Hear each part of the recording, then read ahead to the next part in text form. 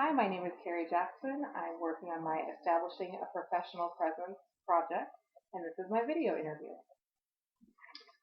So Carrie, tell me about your resume. So I'm a professional. I work here in Portland. I am the assistant manager at the local Talecrest Plasma Resources. I've been in that position for approximately 9 years. Before that, I've had some different positions. I was a bartender for a little while. I, at the same time, was a daycare provider. And then prior to that experience, I was also the quality assurance specialist at a housing center in Tacoma. Excellent. What were your major responsibilities or duties, or any change in your responsibilities? Well, like I said, I've been in my current position for about 9 years. As an assistant manager, I'm essentially the same. I do essentially the same job that our center manager does. So I'm responsible for overseeing all areas of our production. That includes employee scheduling, supplies procurement, HR issues, managing donor issues, really anything that could happen inside our production facility. The changes, I haven't really moved from position to position with this company. However, as an assistant manager, our position changes every day. Like I said, sometimes I go in and I'm billing and shipping and receiving, and sometimes I go in and I'm HR. Sometimes I go in and I'm a glorified phlebotomist. It really just depends on the day.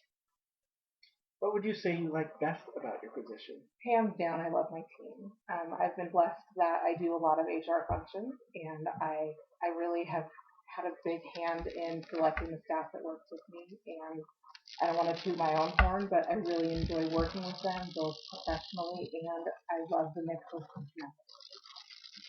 And what would you say you like least? But it can be a little bit crazy sometimes. Again, like I said, sometimes I'm shipping and receiving, sometimes I'm HR, sometimes I'm a phlebotomist, sometimes I'm all three at once. Okay. Why are you planning to leave? I've been with my company for, like I said, about 9 years, and I'm just interested in exploring another field. I have had the opportunity, or I shouldn't say I've had the opportunity, but I've been approached about a center manager position, which I haven't really taken completely off the table, but I think that I'm just ready to see what else is out there. I want something that's very challenging. I feel like I do best in a challenging situation, and possibly because I've been in my position for so long, I enjoy it. I'm fulfilled by it, but I don't think it's challenging for me. Can you give me an example of a time when you found quality defects in work outputs of either yours or others? How did you discover the defects? What did you do? And what happened? Um, I hate to tell on myself, but like I said, sometimes in my current position, I'm a phlebotomist, which is not a task that I take lightly. Our donors put a tremendous amount of trust in us when they walk into the street and somebody that they may have never seen before is putting a needle into them. That being said, I do have to do it sometimes. It's not my favorite task, but I do have to do it sometimes. And there is this one particular step where the phlebotomist is supposed to initial for selecting the nomogram, so the amount of plasma that will be collected from each donor. And that's documented in the chart, and then we select it on the machine. We review the chart to make sure we've selected the correct one. We initial the chart to to signify that we've selected the nomogram, and then we move on through the process. Once we perform phlebotomy, we check that again, and then before we walk away from the donor, we check it a third time. And for some reason, I don't know what was going on with me. I had the worst time remembering to put those initials down. I was checking it all 3 times, but it just didn't get to me to pull your pen out, write your initials. And I probably did it 5, 6 times. So after it was brought to me the first time, I'm like, okay, I have to fix this. I can't keep doing this. I'm the manager, for goodness sake. I can't be doing this. So I just made a policy in my own head that while I had that chart out, as I was pulling that chart out to check to see what I should be programming, I was taking my pen off my coat, because by having my pen in my hand, it reminded me check it, initial it, and then move on to the process. So after that, I didn't have any missed initials brought back to me, so I feel like it was a successful resolution. Very good. Tell me about a time in your position at Talecrest when you were not satisfied with your team's performance. Why not?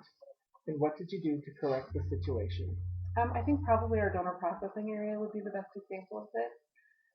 We have times where our staffing fluctuates from day to day, sometimes from hour to hour, how many people we have on staff. And it can be very hard because we have a lot of tasks going on at the same time to kind of nail people down to what are you doing?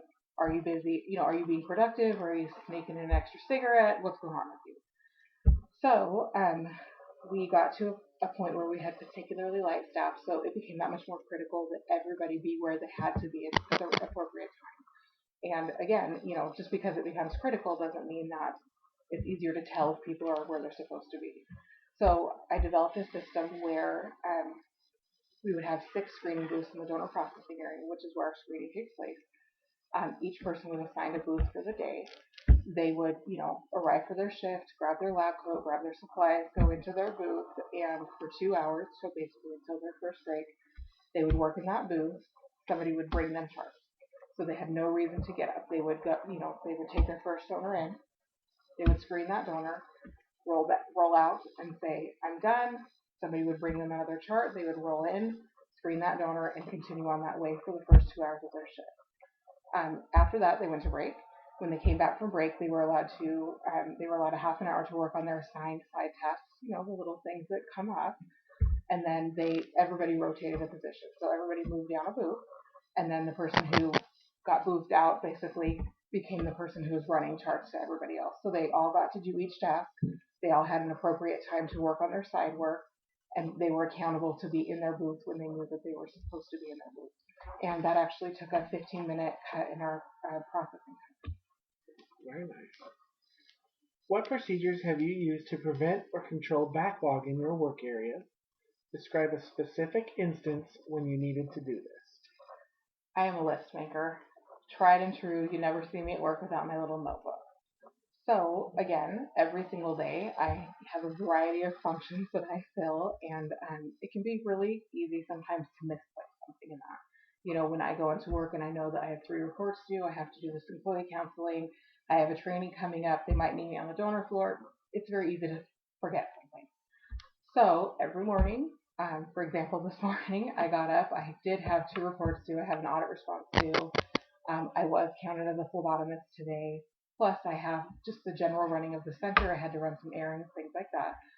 So this morning, as I was driving in, I was thinking about the tasks that I had to accomplish. As soon as I got into the building, I checked my email in case there's anything that I didn't see coming in my email. While I'm checking my email, I have my little notebook out there, and I'm writing, okay, I have to go to the store and pick up a laptop. I have to be in production from 1:30 to 5. I have to, each of these tasks. And then I look at that list once it's complete, what has to get done first, what has the highest priority, what has a deadline, knock those things out of the way, and then just continue working through them. Okay. Working with others usually involves some give and take. Describe a time when you worked out an agreement with a peer or a team member, and what did you do? We have these 2 reports that we have to do. One is a deviation tracking report, and one is a data change request. Both of them are kind of a bear, and technically all of the members of management at each facility are trained to do them. And in the past, what we had done was, if I was on staff and I became aware that one of these reports needed to be completed, I opened it, it was then assigned to me, and I had to see it through to the end. Unfortunately, one of them is something that you can sit down and knock out in 5 minutes, and the other one might take you 30 days. So, there's kind of some disparity between kind of the quality of these reports. And it was absolutely awful to be the person who got 4 of the 30-day ones and 1 of the 5-minute ones. Where the next day that the next person might get 5-minute ones and no 30-day ones. So my office mate Kyle and I sat down and worked out a system that every 4 we would trade off. So if I have 4 30-day reports open, they would take the next 4 reports that have to be open, whether they be 5 minutes or 30 days. The 30-day reports, because you have a little bit longer to complete them, you can kind of triage them a little bit. So I would take my 4 30-day reports, the next thing that came open, Kyle would take the next 4, but it took those following tasks off my plate so that I would have enough time to work on those 30-day reports. So, the result of that was, because we weren't so spread out, we have our 30-day reports to where they're done in 14 days, and they're at our regional office well before their deadline. Okay. Tell me about a time when you collaborated with others to determine courses of action to achieve specific organizational goals. I do this every day. For example, right now we have a gigantic production push. We really are pushing for just every ounce of plasma that we can possibly get compliantly collected. So every day we sit down and, how many donors are we seeing in this day? How can we maximize our staff? What can we do to make it attractive for our donors to come in and donate? Most recently, I designed a incentive program for our donors to come in.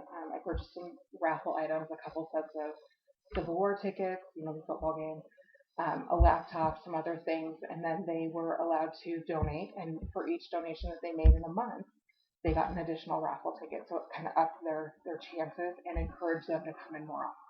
And then we raffled those off at the end of the month, which actually ended up in us setting a production record. This month we hit 1,200 donations in a week, in the first time since we opened in 2008.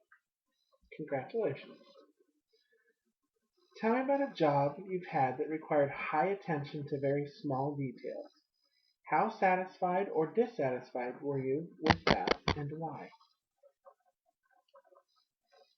I would definitely say my current job, because I work in biological manufacturing. We're regulated by basically everybody that has an acronym. FDA, TOLA, CLIA, PPTA, GHA, everybody. We have a set list of procedures, and everything that we do, from the color of ink in our pen to what we do if a donor, heaven forbid, passes away, everything is spelled out, and then we're responsible for sticking to those policies. It's wonderful. I love it because no matter what, you have a policy to fall back on.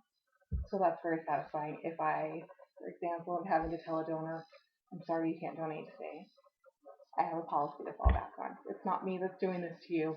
I have to follow this regulation. It can be frustrating because when you have a policy for everything, unfortunately, policies are not generally written to cover every single possibility. So it can be frustrating when something that falls outside of your policy happens and there isn't a policy that addresses it.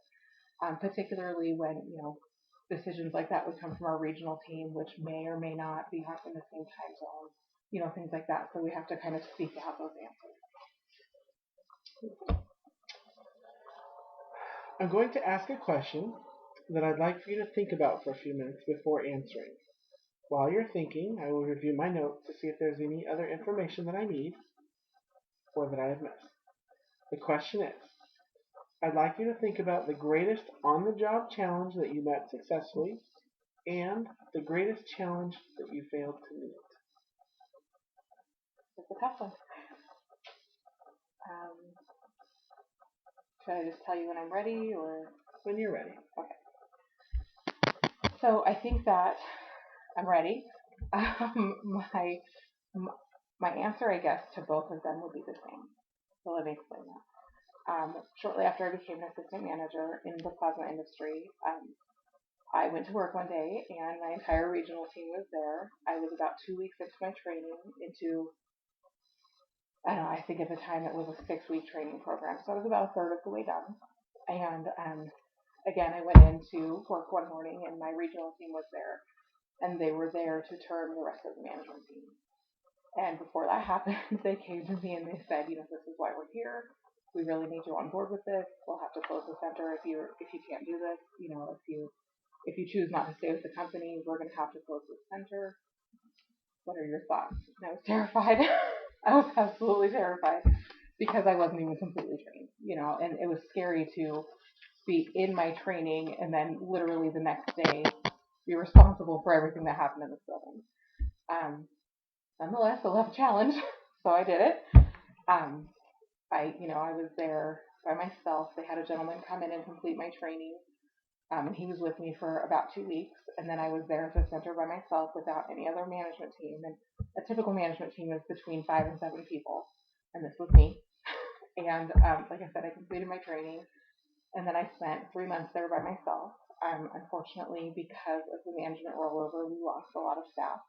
So we were critically understaffed, which meant essentially that I spent most of my work week in the production areas, being a phlebotomist, being a donor processor, things like that. And then on my weekends, when the center was closed, I would go to the center to handle the management tasks, paperwork, shipping, all the things that that I would have normally been doing during my work days, but I had to assist these collection areas. So that's what I would save my weekends for.